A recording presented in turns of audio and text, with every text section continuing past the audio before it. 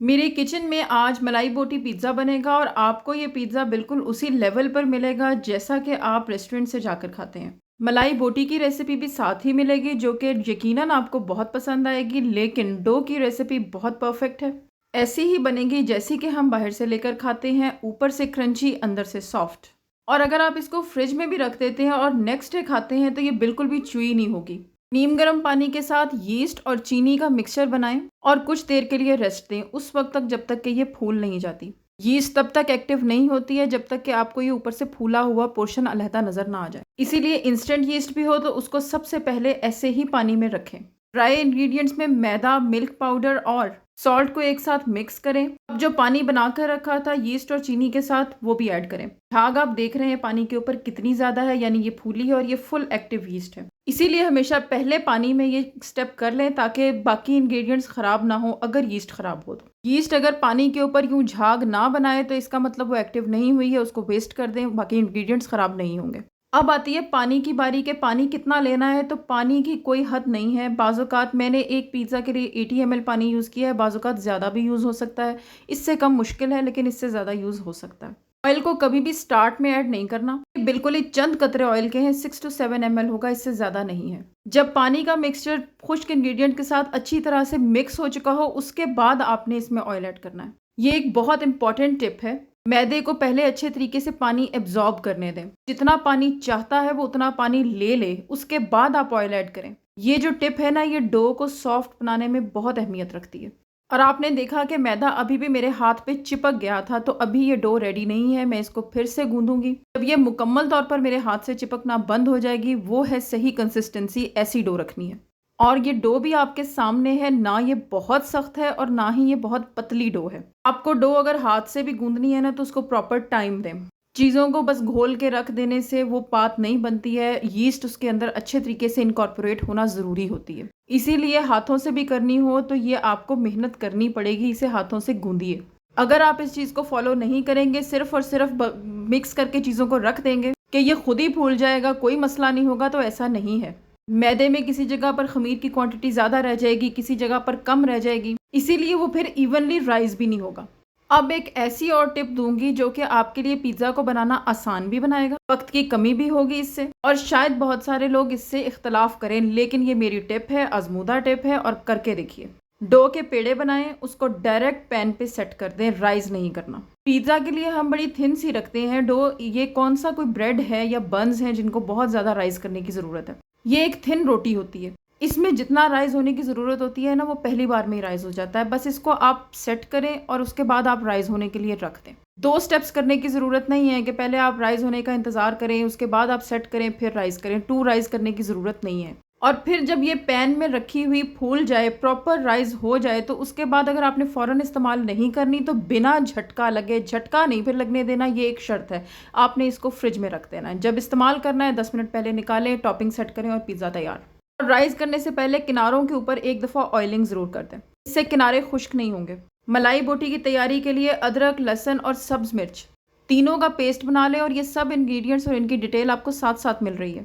ये basically 500 gram chicken की recipe है जो कि 2 पिज़्ज़ाज़ के ऊपर आसानी से आ जाएगा। मैं एक्चुअली 3 पिज़्ज़ाज़ एक साथ बना रही हूँ, लेकिन रेसिपी मैं आपके साथ सिर्फ एक की शेयर कर रही हूँ। तो 2 मैंने मलाई बोटी बनाए थे और एक मैंने पेपरोनी बनाया था। ये टोटल 530 ग्राम्स चिकन है। इसमें लेमन जूस ऐड करें। प्लीज़ यहाँ पर सिरका मत शामिल कीजिएगा, सिर्फ लेमन जूस। और अब ये अदरक लहसुन का पेस्ट ऐड करें। वेरी इजी टू मेक और वेरी सिंपल रेसिपी है। वाइट पेपर, ब्लैक पेपर और सॉल्ट ऐड करें। ड्राई कोरिएंडर पाउडर ऐड करें। आखिर में फ्रेश क्रीम शामिल करें। इन्हें मिक्स करके बेहतर यह है कि 2-3 घंटे के लिए मैरिनेट होने के लिए रख दें। वक्त नहीं है तो फिर भी कम से कम आधा घंटा तो लाजमी दें। बस इन चीज़ों को अच्छे तरीके से मिक्स करें और चूल्हे पर पका लें। हल्का सा ऑयल शामिल करूंगी, जस्ट ए टेबल स्पून, इससे ज़्यादा ऑयल शामिल नहीं करूंगी क्योंकि क्रीम है, ये खुद भी थोड़ा सा ऑयल रिलीज करेगी। जब फिर ये मलाई बोटी का ये सारी की सारी टॉपिंग ऊपर जाएगी तो उसमें ऑयल भी पिज़्ज़ा के ऊपर चला जाएगा, जिसकी वजह से पिज़्ज़ा बहुत सॉगी हो सकता है। क्योंकि डो को तो जितना भी ऑयल मिलता जाएगा वो सब का सब अपने अंदर ले जाएगी। क्योंकि आगे चल के अभी आप देखेंगे कि यहाँ मैं पिज़्ज़ा का सॉस यूज़ नहीं करूँगी बल्कि मायोनीज़ यूज़ करूँगी, और मायोनीज़ इटसेल्फ ऑयली होती है। कितने ही रेस्टोरेंट क्यों नहीं हैं, जितने भी देसी स्टाइल के पिज़्ज़ाज़ हैं, आप ज़रा गौर कर लीजिए, मलाई बोटी हो, चिकन टिक्का हो, उसके नीचे पिज़्ज़ा सॉस नहीं होती, बहुत कोई रेयर होगा। लेकिन जितने भी हमें टेस्टफुल पिज़्ज़ाज़ लगते हैं, सबके नीचे मेयोनीज़ लगी होती है और उसमें वो कभी-कभी थोड़ी-सी क्रीम भी मिक्स कर देते हैं। ये आपकी अपनी मर्ज़ी है, अगर आप करना चाहें तो क्रीम मिक्स कर लें, लेकिन मेयोनीज़ इनफ़ है। तो यहाँ मेरे आप अच्छी तरह से देख सकते हैं कि पिज़्ज़ाज़ कितने अच्छे राइज़ हो चुके हैं। चम्मच या उँगलियों की मदद से कॉर्नर्स को बना लें और इस पर मेयोनीज़ के 2 टेबलस्पून्स शामिल कर दें। एक फैमिली साइज़ पिज़्ज़ा के लिए 2 टेबलस्पून मेयोनीज़ के इनफ़ हैं। ये होममेड मेयोनीज़ है जो मैं यूज़ कर रही हूँ और मैं आपके साथ इसकी भी रेसिपी शेयर करूँगी। जो मार्केट से मिलने वाली पैकेट्स की मेयोनीज़ है, उनसे इसका बहुत बड़ा डिफ़रेंस है टेस्ट का। बेकरीज़ वग़ैरह में यही यूज़ होती है, वो बाहर की यूज़ नहीं करते हैं, खुद बनाते हैं। पिज़्ज़ा की पूरी डो में कांटे की मदद से जगह-जगह सुराख लाज़मी कर लें ताकि जब डो ओवन में जाए तो ये नीचे से फूले ना, बल्कि इसको स्पेस मिले कि हवा बाहर निकल सके। और ऊपर टॉपिंग का काम, ये चम्मच से मेयोनीज़ लगाने का काम, ये बहुत ही हल्के हाथों से करें ताकि इसमें से हवा ना बाहर आए जो कि राइज़ हो चुकी है। चम्मच ऊपर बहुत नरम हाथों से लगाएँ, वरना पिज़्ज़ा बिल्कुल फ्लैट हो जाएगा ओवन में बेक होने के बाद। टॉपिंग की बारी आती है तो टॉपिंग में आपका जो चीज़ चाहे आप वो टॉपिंग कर सकते हैं।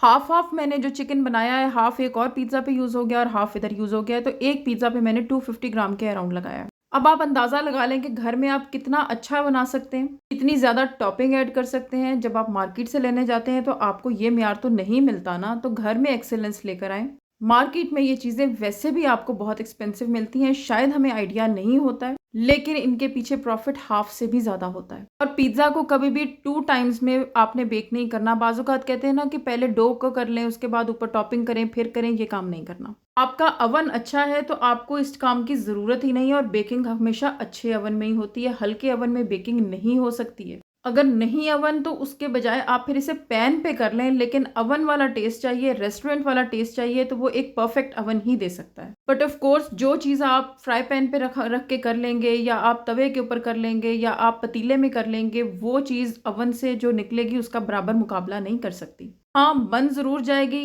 अच्छी बन जाएगी, टेस्टफुल बन जाएगी, लेकिन कमर्शियल लेवल की नहीं बनेगी। मैंने यहाँ पर प्याज की क्यूब्स ऐड किए हैं, ब्लैक ऑलिव्स ऐड किए हैं, मशरूम्स हैं, हैलोपिनोज़ हैं और कॉर्न है। आखिर पे मामूली सा ऑयल आपने स्प्रिंकल करना है। कतरा-कतरा ऑयल है, तैरना नहीं चाहिए, ये बिल्कुल ही कतरा-कतरा। ये पूरे पिज़्ज़ा पे शायद मैंने 6-7 कतरे गिराए होंगे। ये सिर्फ़ और सिर्फ़ पिज़्ज़ा को एक शाइनी सी, ग्लॉसी सी लुक देने के लिए किया है। ज़्यादा हो जाएगा ना तो ये ऑयल ऊपर तैरेगा, तो बहुत बुरा लगेगा देखने में भी और उसके अलावा खाने में भी। ऑरेगनो स्प्रिंकल किया है। ऑरेगनो चाहें तो बाद में भी स्प्रिंकल हो सकता है, चिली फ्लेक्स भी हो सकते हैं और गार्लिक पाउडर। ये तीनों चीज़ें ऐसी हैं जो पहले भी स्प्रिंकल की जा सकती हैं बेक करने से और बाद में भी की जा सकती हैं। मैं चिली फ्लेक्स और गार्लिक पाउडर बाद में स्प्रिंकल करूँगी क्योंकि ये बच्चों ने खाना है तो उनके लिए मैं ऐसे ही रख लूँगी और जो बड़े खाएँगे वो अपना-अपना अपने स्लाइस के ऊपर गार्लिक पाउडर और चिली फ्लेक्स ऐड कर लेंगे। 10 से 12 मिनट के अंदर मेरे ओवन के अंदर पिज़्ज़ा हो गया था। तो जैसे ही पिज़्ज़ा ओवन से बाहर आए तो फौरी तौर पर उसे पैन से अलग कर दें। बहुत बड़ी टिप है, प्लीज़ ये इसको फॉलो ज़रूर कीजिएगा, आपका पिज़्ज़ा बहुत अच्छा बनेगा। फौरन से मैंने उसे कूलिंग रैक पे शिफ्ट किया है। सिर्फ इतनी देर ही कूलिंग रैक पे रखा है कि मैंने साइडें एक बार फिर से ऑयल से ब्रश कर दी हैं एक अच्छी लुक के लिए। और फिर मैंने इसे ख़ास तौर पर कटिंग बोर्ड पे शिफ्ट किया है। रेस्टोरेंट्स में डायरेक्टली कटिंग बोर्ड पे भी शिफ्ट कर देते हैं। तो लकड़ी पे शिफ्ट करने का मकसद ये है और कूलिंग रैक पे रखने का मकसद भी ये था कि इसके नीचे स्टीम से पानी डेवलप होगा, वो पानी डेवलप ना हो, नीचे से हल्की सी हवा लग जाए। ये स्टेप आप ज़रूर करके देखिएगा, आपको पिज़्ज़ा में एक वाज़ेह डिफरेंस नज़र आएगा। बस इतना ही टाइम दिया है कि जितनी देर में मैंने इसकी कटिंग करनी है वो मैंने कटिंग बोर्ड पे रख के करनी है और अगेन इसको शिफ्ट कर देना है दोबारा से पैन में। इसके नीचे पानी बिल्कुल नहीं आएगा, ये बिल्कुल सॉगी नहीं होगा। पिज़्ज़ा की फूड टेल्स की रेसिपी को ज़रूर घर में ट्राई कीजिएगा, आपको बिल्कुल ये एक नए लेवल का पिज़्ज़ा लगेगा। अगर आप फुल टिप्स को फॉलो करते हुए बनाएंगे तो डेफिनेटली ये रेस्टोरेंट को कम्पीट करने वाला पिज़्ज़ा है जो कि घर में बनाना पॉसिबल है।